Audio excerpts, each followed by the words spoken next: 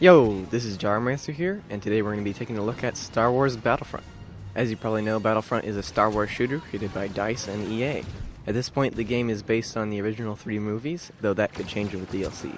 Yes, there is DLC, but we'll get into that later. Let's start with the huge positives, and then we'll break down the game. The graphics and sounds are outstanding, and this is probably the best looking game I've played. The sense of scale and presence of being in the real battlefield is on point. It's like you're really there in the trenches of Hoth, fighting off the brutal Imperial assault as the explosions rock the terrain around you and gunfire whizzes overhead. I can't say much about the aesthetic because it looks like Star Wars, and you can't really go wrong with that.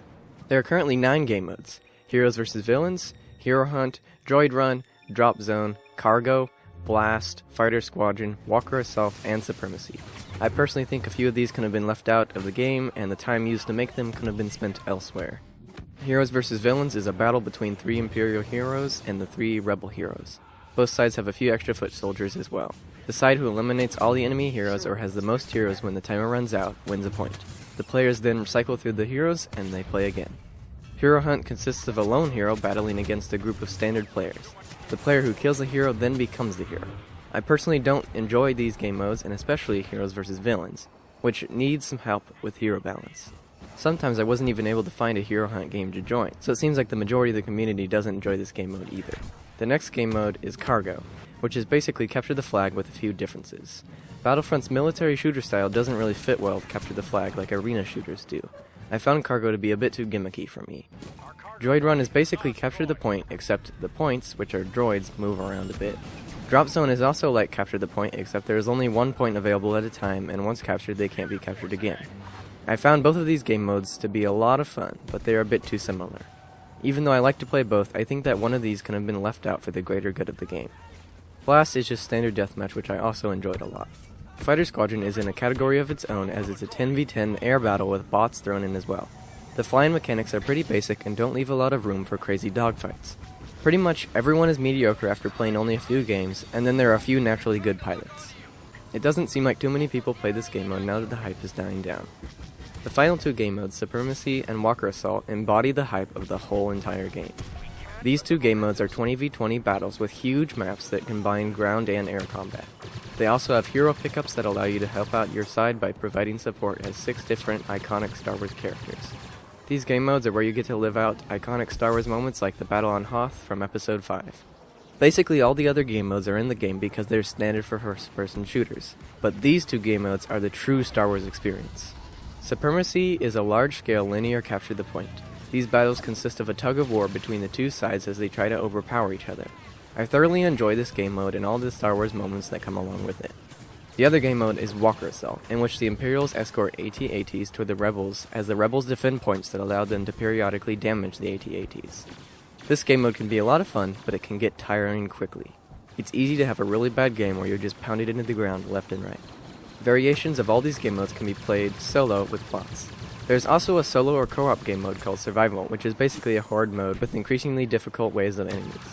Moving on, there are currently 4 planets in the game: Endor, a forest planet; Hoth, a snowy icy planet; Solist, a volcanic planet; and Tatooine, a desert planet. All of the game modes have variations of these maps, which means only 4 Walker Assault and Supremacy maps, which seems pretty lackluster in my opinion, no matter how good looking these environments are. As I mentioned earlier, a few game modes could have been dropped to possibly make another planet. Granted, a free DLC is coming early December with a new game mode and planet that involves the new Star Wars movie. Also, the smaller game modes generally have 5+ maps, which is good. Let's move on to gear. The game mode includes 11 weapons, which once again seems like not enough. Yes, I'm complaining about the lack of content in this beautiful looking game.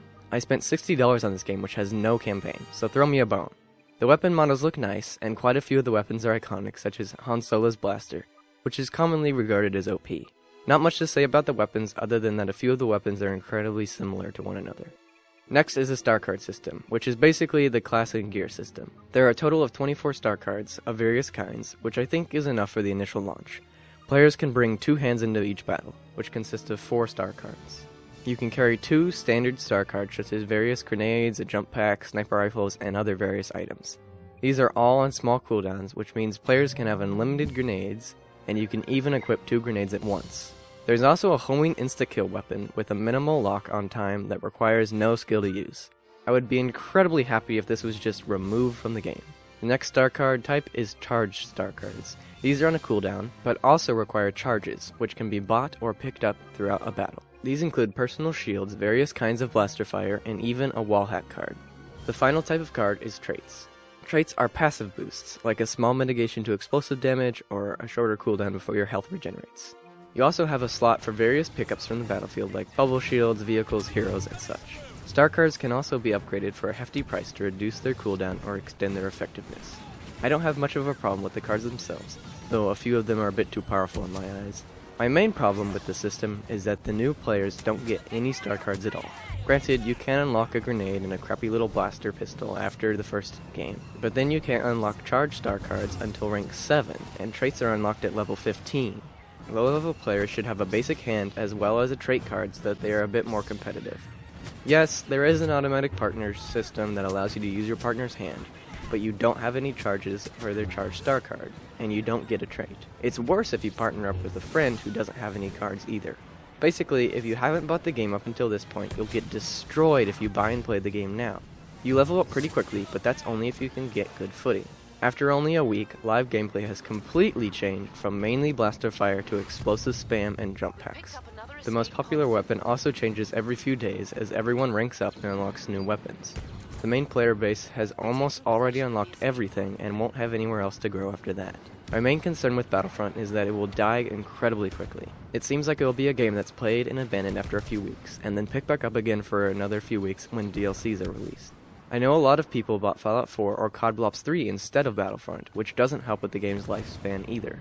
I've watched as Battlefront has dropped down in Twitch viewership over the first week, from being almost on top, to going under Black Ops 3 and Fallout 4, then going under Overwatch, which isn't even released yet, and even under Destiny. And remember folks, it's only been a week. So there's my little rant. Let's wrap up the review and I'll give my final verdict, which I kind of already did. There's a customization system that includes various heads for the Rebels and Imperials. The Rebels get a few alien heads as well, and the Imperials get the Scout Trooper and Shadow Trooper. Players can also equip 3 emotes. The biggest dilemma for me was deciding whether to play in first person or third person. I would prefer to play in first person, but the third person provides a significant advantage. Even so, I was having troubles playing third person. I finally unlocked a few weapons that I found I had a hard time using in first person, but did well with in third person. So now, depending on the situation, I'll switch between weapons and first person and third person. Third person also allows you to switch between the shoulder to look over. So players can further abuse third person by switching shoulders depending upon which corner they are looking around. I now constantly switch shoulders in order to be competitive, but I almost feel like it's cheating. Personally, third person takes away from the immersion, and I wish it was possible to join dedicated first person games. You might have heard that the spawns are really bad in the Battlefront open beta. That has mostly been fixed, but it's still a bit of a problem. You'll occasionally be dropped right in front of an enemy and killed, or vice versa. I could keep on talking, but I'm going to give my final conclusions. So, this game is $60 with $50 DLC on the way, which from what I'm seeing on the Battlefront website looks like half the game. So the game is basically $110 with no campaign. Is it a fun game? Yes, but the shooter aspect of it isn't anything amazing. So is it worth it? Well, that's for you to decide. Let's face it, the real reason most people bought this game, including me, is because it's friggin' Star Wars. So you have to decide whether the Star Wars draw of the game is worth it for you. Just remember, the longer you wait to buy it, the closer the game could be to just flat out dying, and the more you'll be at a disadvantage as you'll have to catch up on all the tactics and star cards. Ultimately, I've enjoyed my experience with the game and I'll continue to play it for a while, but I'm still a bit mad at EA for what I got for my $60. If you enjoyed the video, then subscribe to the YouTube channel for more gaming and computer hardware coverage. If you are watching this on YouTube, head over to techreport.com for more content. Let me know in the comments below what your thoughts are on Battlefront. Thanks all for watching. Later.